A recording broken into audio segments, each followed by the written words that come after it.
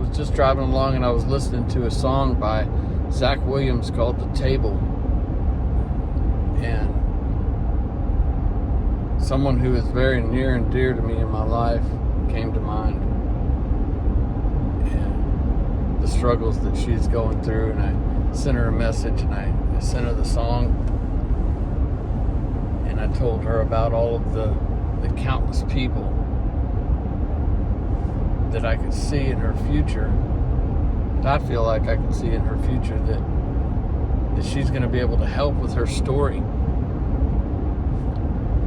And that kind of led me to the thought that, you know, so many times we go through hardships, difficult things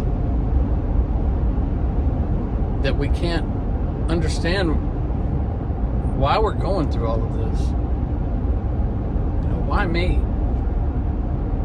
And just like someone was telling me last night at my men's group, which is also called The Table, that it was Brian Boyne. It was Brian Boyne that said, you can't look at God's plan through the windshield, you have to look at it in the rearview mirror. And I was thinking about that. And, you know, I mean, it makes perfect sense. Because we can't always look through the windshield and figure out what God's plan is. Why am I going through all of this? But when we look in that rearview mirror, we can see what it was all for. And we can see that His plan was perfect all along. And all those trials and hardships that you're going through that you think are pointless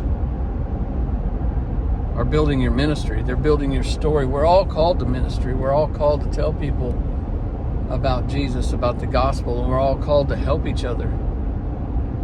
We're given these experiences as a testimony so we can look someone else in their face and say, I know exactly what you're going through. I've been there.